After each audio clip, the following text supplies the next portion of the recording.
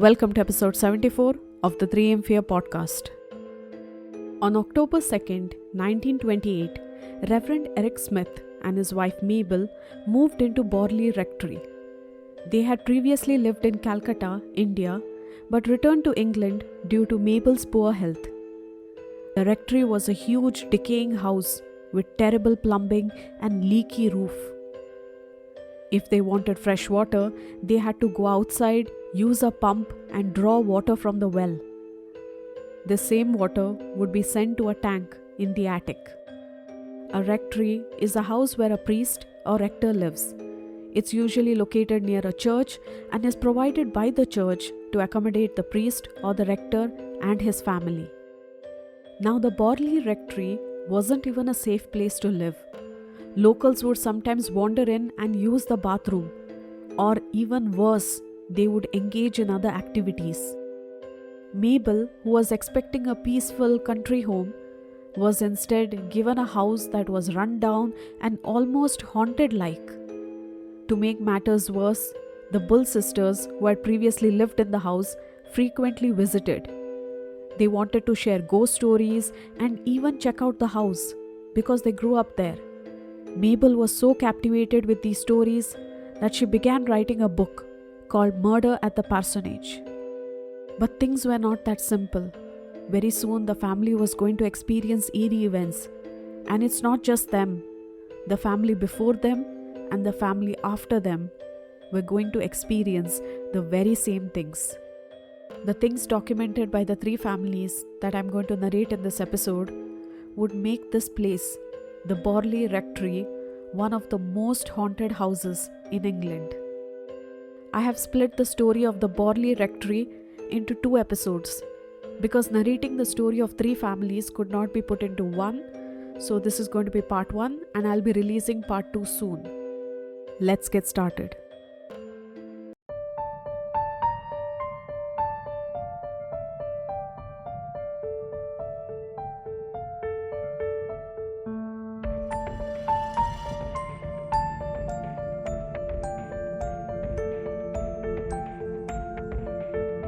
Hello and welcome to the 3am Fear podcast. I'm Nikita Ferrao, mystery and thriller author. On this podcast, I talk about real crimes and real people. Due to the graphic nature of some of this content, listener discretion is advised. You can find the episode show notes on my website 3amfear.com. Let's get started.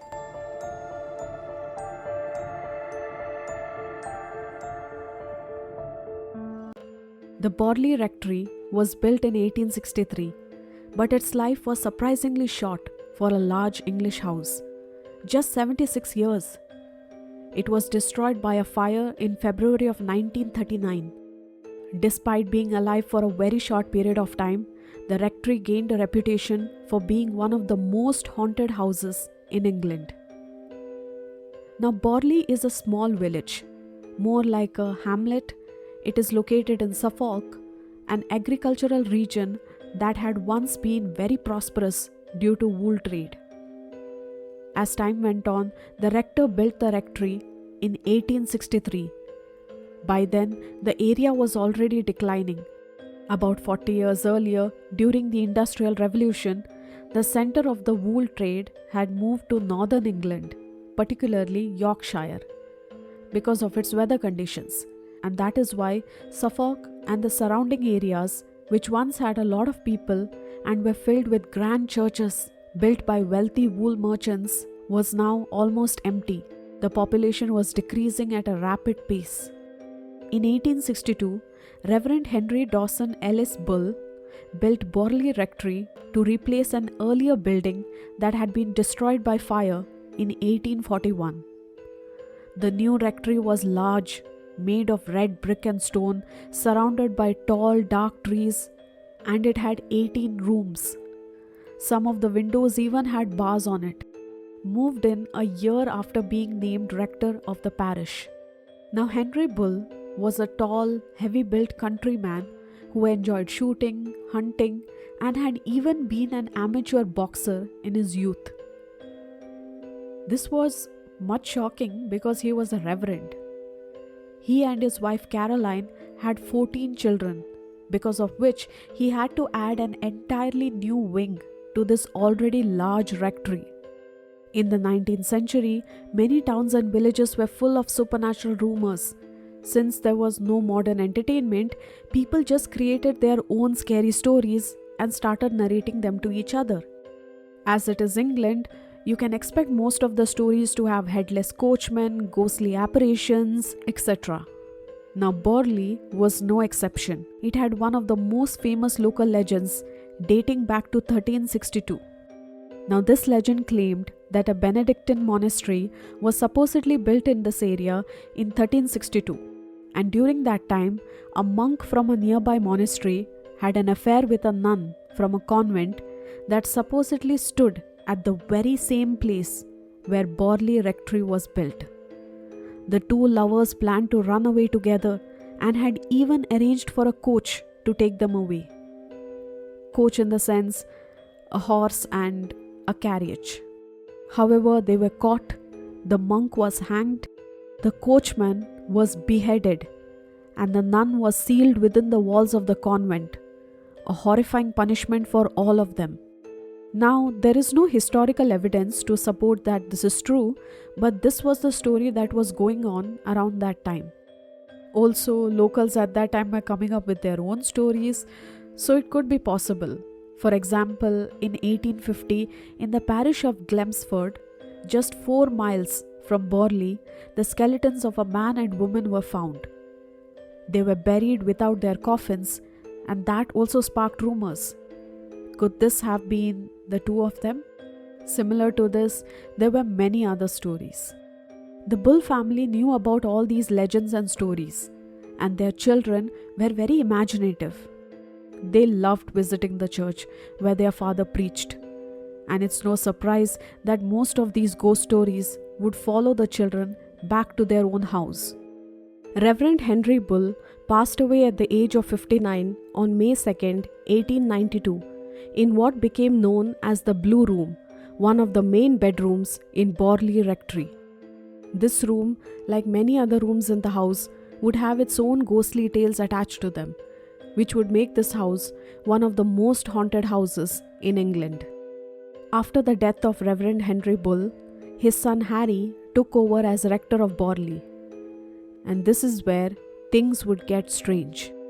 On July 28, 1900, Harry's sisters, Ethel, Frida, and Mabel, had an experience that would bring Borley Rectory into spotlight. The sisters were walking in the garden. They were talking about a recent party when Ethel suddenly stopped because she saw something strange. She pointed ahead and said, "Look, there's a nun walking there." At this point, the sisters looked in that direction and they saw this strange, mysterious figure dressed in all black. Scared for their life, they quickly ran back into the house where they told their eldest sister, who bravely decided that she would go all alone outside and see what happened. When she got close to the figure, she started to get scared. She couldn't do it. She quickly ran back into the house.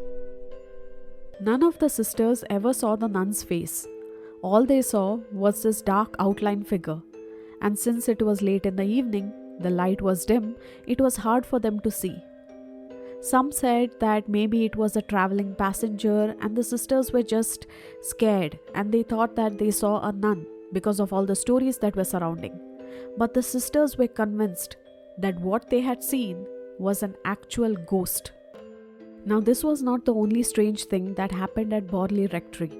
Ernest Ambrose, an organist at Borley Church who knew the family well, also shared a story of his own.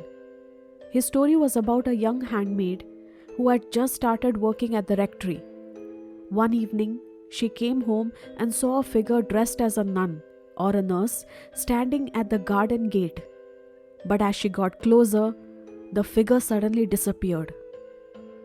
Others might have dismissed this sighting, saying that maybe it was some mistake, maybe a trick of a light, but people living at the Borley Rectory knew and believed that this was real.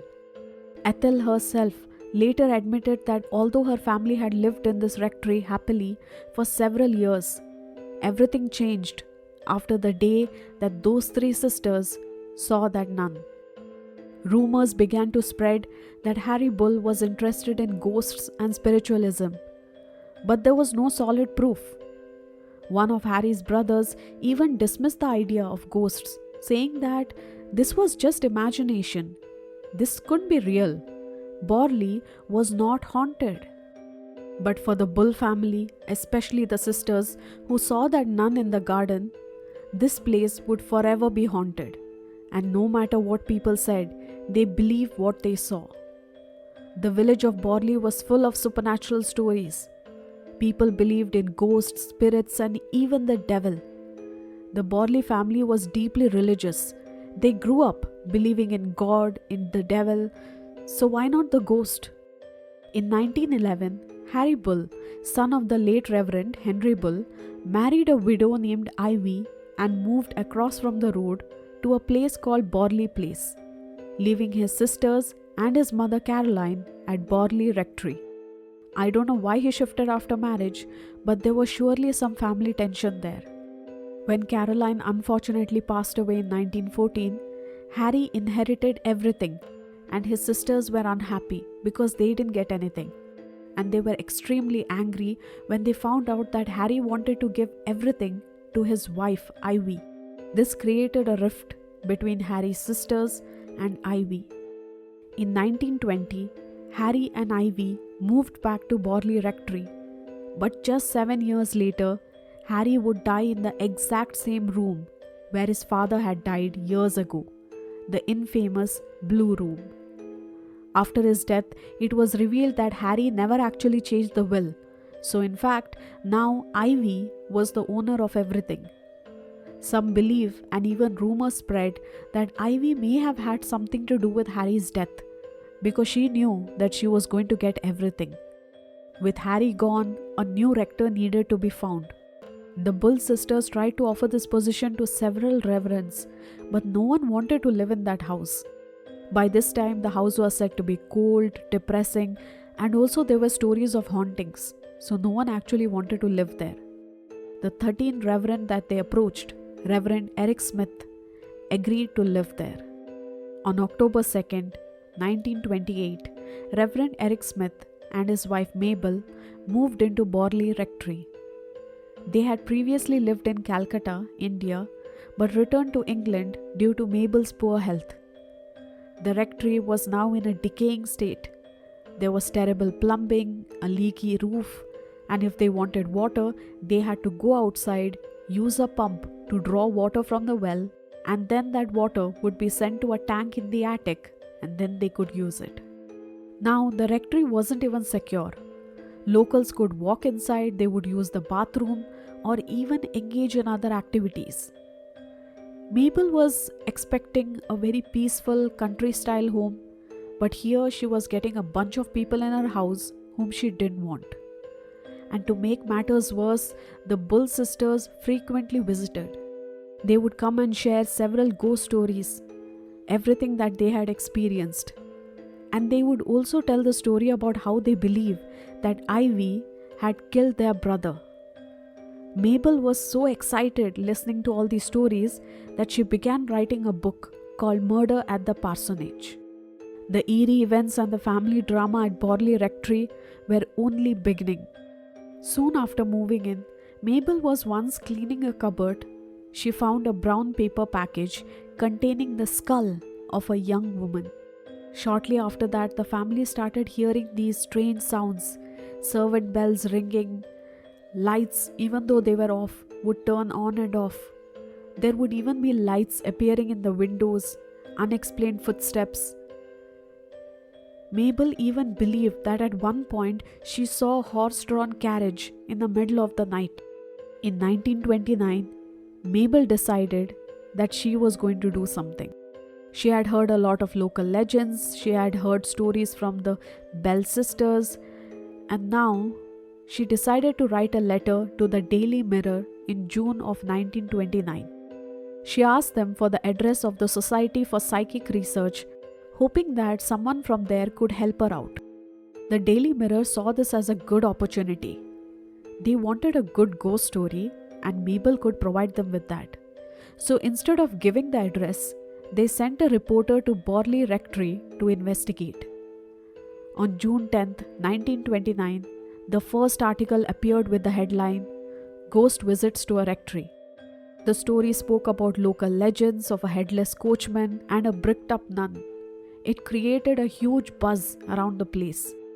The article also claimed that the Smiths had brought a servant girl from London who quit just 2 days after she was brought in because she was too scared to stay there. The very next day, there was another article, "Mystery Light in Haunted Wood." The reporter claimed to have seen mysterious lights in an unusual part of the house.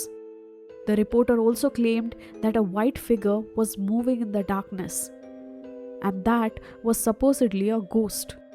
They would later find out that this ghostly figure was actually the rectory maid who was just playing a prank by covering her head with an apron and just running around to scare this reporter.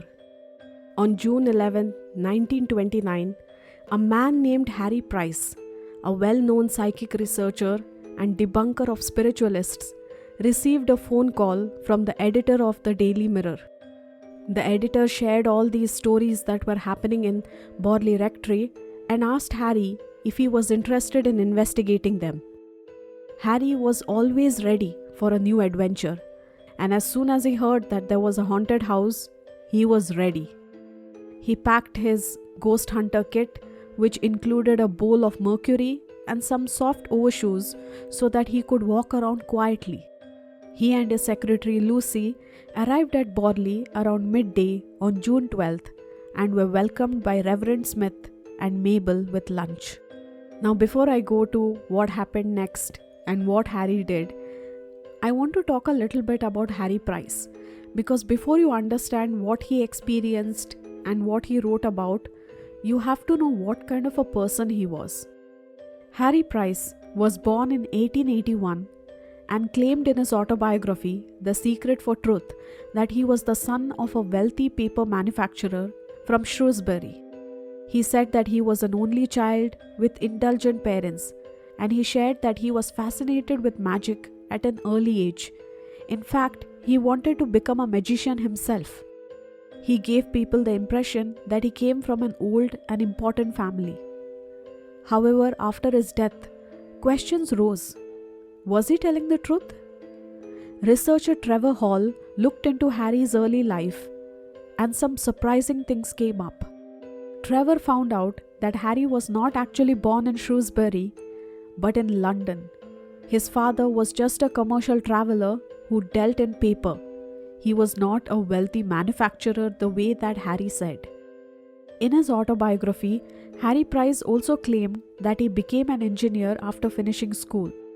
However, according to Trevor's research, it is said that Harry spent those young years of his life where he claimed that he was studying engineering.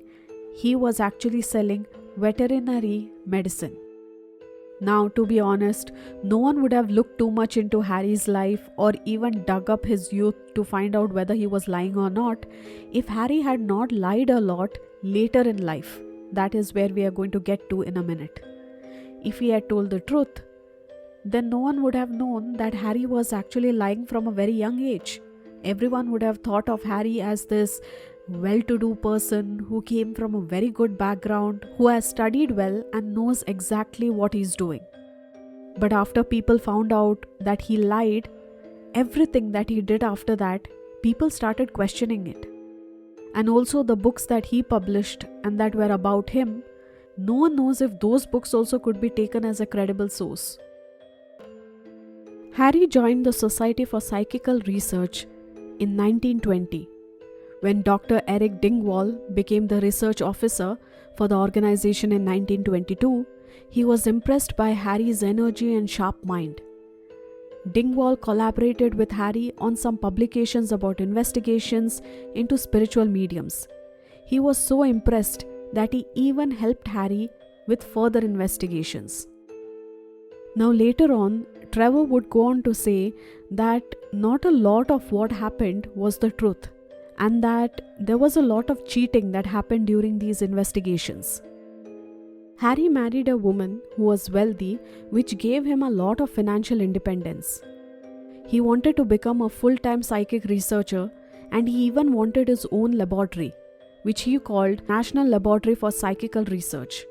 However, by this time, Dr. Eric was not sure of what was happening. For years, Harry tried to unsuccessfully merge his laboratory with the British Society for Psychical Research, but the members of the research weren't sure. They were afraid that Harry would take over the entire organization, and to be honest, they didn't trust him. So this was a brief background about Harry. Now coming back to, one day while having lunch at the Borley Rectory, a strange incident happened. A salt and pepper shaker suddenly flew across the table, which startled everyone. Harry made a joke saying that this was a ghostly event, but later on the maid, Mary Pearson, claimed that she saw Harry secretly throw the shaker himself. This is why I gave a brief idea about Harry before, so now you know that Harry is not a credible source. During lunch, the Smiths who lived in the rectory shared stories about mysterious whispers. A woman's voice saying, "Don't, Carlos, don't." Strange bell ringings, footsteps echoing through the house. But years later, the Smiths would say that they never said anything like this. This case is actually a very confusing case because as I go on, you will realize that a lot of people say a lot of things and years later, they will claim that no, it was a lie. Nothing like this happened. The lunch that day also included a guest who said that the water in a glass turned to ink, a trick likely performed by Harry because, as said before, he was interested in magic and he knew all these small magical tricks. After lunch, Harry began investigating the rectory and interviewed the maid, Mary Pearson.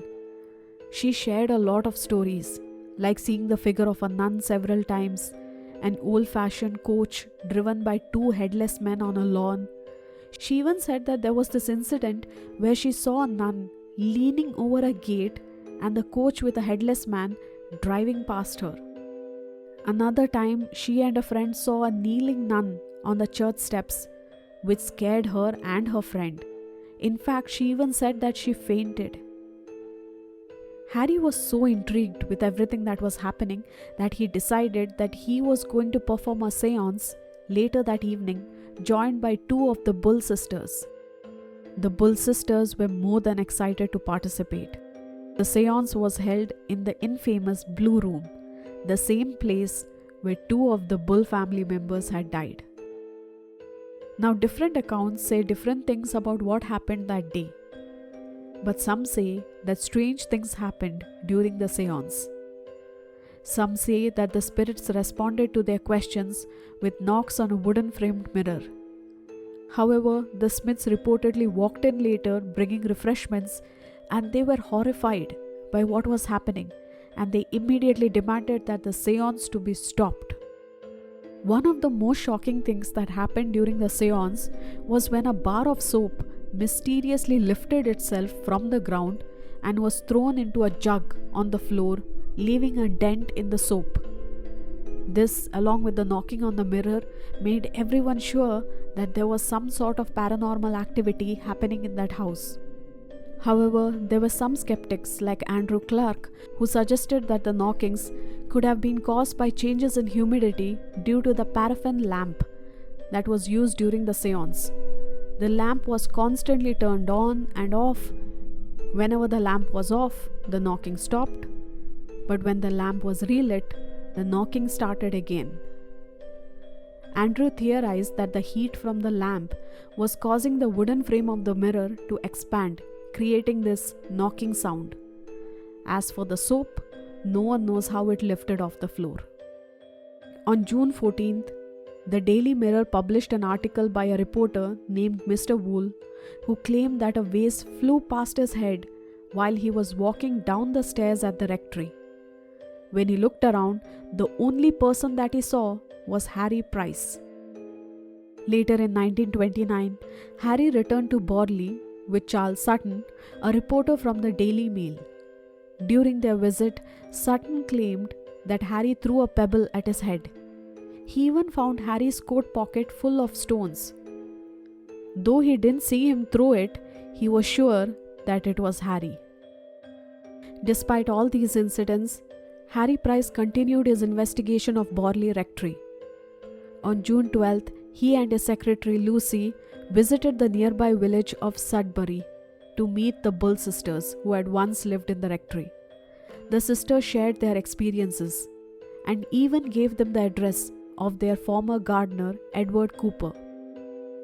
When Harry met Edward, Edward said that he did hear footsteps while living in the cottage near the rectory. He also said that he saw a horse and a carriage, but later on he just said maybe it was nothing. Harry returned to Borley and organized a formal séance on Friday, June 14th, but did not attend it himself. He left Lucy behind and sent 2 mediums from London to conduct the séance. But this séance was unsuccessful, and Mr. Wool wrote that the ghost had refused to appear. Because of all these stories that were happening, and at the same time Harry was investigating all these things, people were excited and curious, and so they started flocking to the place, trying to get into Borley and see what was happening. Now the Smiths who were living there were tired of this constant disturbance. People were just coming and knocking and trying to visit the place. I mean, it's a haunted place. They were excited. But the Smiths, who were constantly tired, decided that they would not stay there anymore. And on July 14, 1929, they got fed up, they packed up, and they left. Despite the Smiths leaving, Harry did not lose interest in Borley Rectory. He visited the site at least twice after they left, but stopped coming during the winter of 1929.